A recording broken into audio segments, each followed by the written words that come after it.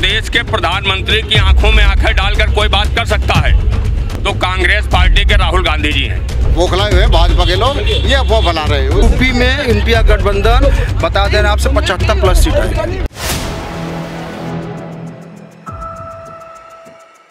नमस्कार, मैं हूं हयात अब्बास और आप देख रहे हैं 4 PM न्यूज नेटवर्क। और क्या कहता है यूपी की जनता लोकसभा चुनाव को लेकर, क्या है लोगों का मूड, बात करते हैं। क्या है सर, क्या लगता है कि इंडिया गठबंधन इस बार क्या कुछ कर पाएगा, वो आ पाएगा सत्ता में? यूपी के जिस तरह से ये जो गठबंधन में दरार की बातें आ रही हैं, चाहे वो कांग्रेस पार्टी हो चाहे यूपी में इंडिया गठबंधन बता देना आपसे 75+ सीट आएगी। यूपी में इंडिया गठबंधन पूरे 75 सीटें लेने जा रहा है आपके बार उत्तर प्रदेश में। लेकिन आपसी तो जो है मनमुटाव हो रहा है कांग्रेस और अरे उसे वो नहीं दिखाई दे रहा। वो जो इनके गठबंधन के लोग हैं वो जनगणना की बात कर रहे हैं, वो इन्हें दिखाई नहीं दे रहा। ये सिर्फ अफवाह है। गठबंधन मजबूती के साथ है और दोनों नेतृत्वों ने बात कर रखी है। कोई भी ऐसी अफवाह नहीं है। बौखलाए हुए भाजपा के लोग ये अफवाह फैला रहे हैं। देखिए, जो गठबंधन की बात है, पहले एक बार रार हुआ उत्तर प्रदेश कांग्रेस प्रदेश अध्यक्ष और अखिलेश यादव, फिर कमलनाथ के बाद फिर अखिलेश यादव का बयान आता है कि राहुल गांधी हेड कमान से बात हुई, सब नॉर्मल हो गया। लेकिन जो समाजवादी पार्टी के छोट भैया नेता हैं IP सिंह, न जाने कौन कौन रोड ट्वीट करते हैं कांग्रेस पार्टी के खिलाफ, मुझे ये प्रायोजित लगता है, चाहे समाजवादी पार्टी की तरफ से चाहे कांग्रेस पार्टी की तरफ, एक दोनों का खेल चल रहा है। ज़्यादा से ज़्यादा सीटें लेने के लिए उत्तर प्रदेश में चाहे 65 सीट अखिलेश यादव चाह रहे हैं, चाहे कांग्रेस उनको 50 सीट देने के लिए कह रही है, बाकी और गठबंधनों को देने के लिए कह रही है। वही रात चल रही है। और तो क्या लगता है ये जो रात चलती रहेगी तो कहीं भाजपा को इसका फायदा ना मिल जाए? हो सकता है चुनाव डिक्लेयर होने के बाद बहन जी भी आ जाए उसी गठबंधन में, वो भी संभावना सारे लोग टटोल रहे हैं।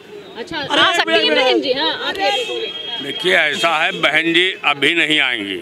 अच्छा, क्यों नहीं आएंगी अभी? इस वजह से नहीं आएंगी कि जिस दिन चुनाव आयोग चुनाव आचार संहिता घोषित कर देगी उस दिन बहन जी इंडिया गठबंधन में हिस्सेदार बनेंगी। लेकिन उनको तो बीजेपी की बी पार्टी कहा जाता है। देखिए, कहना किसी को कुछ भी कहा जा सकता है, उसके लिए जुबान है, कोई भी कुछ किसी को कह सकता है। लेकिन आज हमें खामोश रहिए, जब कोई दूसरा बोले खामोश रहिए। आज इंडिया गठबंधन और भारतीय जनता पार्टी में आज अगर देश के प्रधानमंत्री की आंखों में आंखें डालकर कोई बात कर सकता है तो कांग्रेस पार्टी के राहुल गांधी जी हैं। समझ रहे हैं? और पूरे देश के अंदर अगर भारतीय जनता पार्टी ने 38 दलों से अपना गठबंधन किया है तो ये इंडिया गठबंधन है, ये तो 26 27 28 लोगों से गठबंधन है। और चाहे बंगाल हो, चाहे बिहार हो, चाहे यूपी हो, चाहे महाराष्ट्र हो, चाहे मध्य प्रदेश हो, चाहे छत्तीसगढ़ हो, चाहे राजस्थान हो, अब भारतीय जनता पार्टी की काट की हांडी बार बार नहीं चढ़नी है। 2024 में इंडिया गठबंधन की सरकार बनेगी, हर हाल में बनेगी। किन मुद्दों पर वोट होगा? देखिए मैडम, ये जो गठबंधन चल रहा है उसमें आप भारतीय जनता पार्टी गठबंधन और कांग्रेस गठबंधन की बात हो रही है, लेकिन एक और पार्टी चुनाव मैदान में चुनाव तो नहीं लड़ेगी, लेकिन एक पार्टी और है ED और CBI। उस पार्टी का कोई नाम लेने वाला नहीं है। शायद उसी के डर से कुछ पार्टियां भी इंडिया गठबंधन में नहीं शामिल हो रही। ED और CBI ये कहां से बीच में? ये सरकार की एक संस्था है। पहले इसे इंडिपेंडेंट कहा जाता था, लेकिन सरकार की नज़र में ये इंडिपेंडेंट है, लेकिन हम जैसे जनता की नज़र में वो एक सरकारी पार्टी है। सरकारी पार्टी किसके लिए पार्टी काम करती है? जो सत्ता में रहता है उसके लिए वो पार्टी काम करती है। मैं ये नहीं कहता कि भाजपा के लिए करती है, लेकिन जो भी सत्ता में रहता है उसके लिए वो पार्टी काम करती है। अच्छा, क्या वाकई में किसी पार्टी के लिए से पहले ED और CBI ने इस तरह का काम किया? आज ये सिर्फ रट्टू तोता CBI ED बन के घूम रहे हैं और जो शासन सत्ता में बैठे लोग, सिर्फ विपक्ष के जितने लोग हैं, उनके यहाँ ED CBI के सब कहीं छापे पड़ेंगे। अगर भारतीय जनता पार्टी के सरकार में दम है, तमाम भारतीय जनता पार्टी के अंदर एक से बढ़ के एक भ्रष्टाचार नेता हैं, उनके यहाँ तक कि कभी CBI छापा पड़ा नहीं पड़ेगा, क्योंकि वो सत्ता में है। आज CBI का छापा किसके यहाँ पड़ेगा? आजम खां के यहाँ। समझ रहे हैं? और जो कांग्रेस के लीडर हैं उनके यहाँ, अन्य राज्यों में लालू यादव के यहाँ, अखिलेश यादव के यहाँ, यहाँ CBI जाएगी। समझ रहे हैं? क्योंकि इनकी करनी और कथनी में जमीन और आसमान में जो फर्क होता है वो फर्क है। इन्होंने कभी निष्पक्ष कोई कार्य किया ही नहीं आज तक। क्या कह रहे हैं? निष्पक्ष भाईजान कह रहे हैं निष्पक्ष अगर जांच ना होती तो लालू प्रसाद यादव उतने दिन जब जेल में पड़े रहते, घोटाला नहीं किए थे। ये क्लीन चिट दे रहे हैं और यो उनको जिनको दे रहे हैं वो कॉमनवेल्थ घोटाला नहीं हुआ था, बेफोर्स घोटाला नहीं हुआ था, ये सरकारें नहीं की थी, ये किसने किया? समझ गो।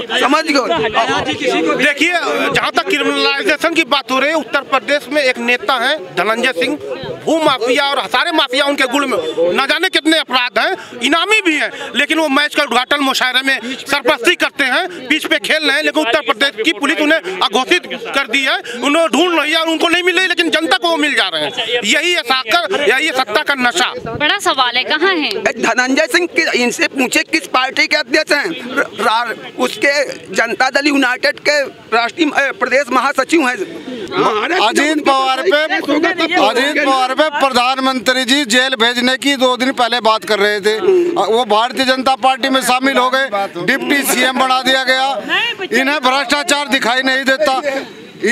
केजरीवाल जी का, आजम खान जी का, इनका भ्रष्टाचार इनको दिखाई देता है। जो भी विपक्ष में ही क्यों जो नेता है उन पे ही ईडी और सीबीआई क्यों शिकंजा? उसको बता रहा हूँ।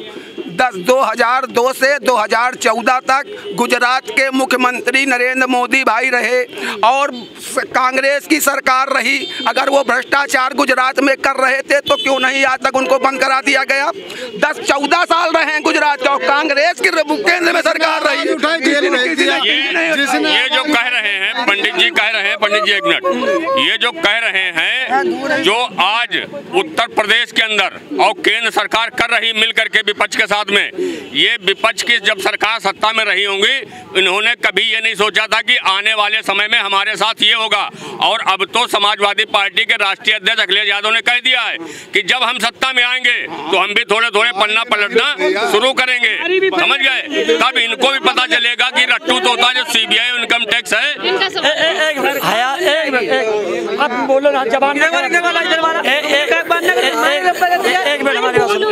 जिस तरीके से समाजवादी वाले कह रहे हैं जो आजम खां की यहाँ दुर्दशा हो रही है, इसका जिम्मेदार कोई है तो समाजवादी पार्टी है। और दूसरी बात रह गई विपक्ष, अगर हम जब चोर नहीं हैं तो हमको डर किस चीज़ का है? अगर अधिक से ज़्यादा आय संपत्ति में अखिलेश यादव जी हैं तो सीबीआई का डर उन्हीं का है। और इन लोगों से ये पूछो कि आजम खां के लिए कई बार धरना देंगे। वहाँ देवरिया से आजम खां अपनी बिरादरी को वहाँ चले गए थे, अखिलेश यादव और आजम खां के साथ जो दुर्दशा हो रही, एक बार नहीं बोल रहे। और ऐसे मुसलमानों बड़ा सवाल। आजम पूरे उत्तर प्रदेश में पश्चिम से लेकर पूर्वांचल तक जितने मुस्लिम लीडरशिप थी, सबका हाल आजम खान जैसा है, लेकिन सारी पॉलिटिकल पार्टी खामोश है। इस पर पूरे देश की जनता को नजर बनानी चाहिए। कानपुर के विधायक देन है समाजवादी पार्टी की, अगर मुसलमानों की दुर्दशा हो रही शेर की सवारी से जमीन की सवारी पर मुसलमान भाजपा से होना चाहिए कि ऐसा हो क्यों रहा, उसके बाद समाजवादी पार्टी से होना चाहिए कि आपके नेताओं के साथ हो रहा, आप खामोश क्यों है? दोनों से सवाल होना चाहिए, एक पक्ष में सवाल नहीं होना चाहिए।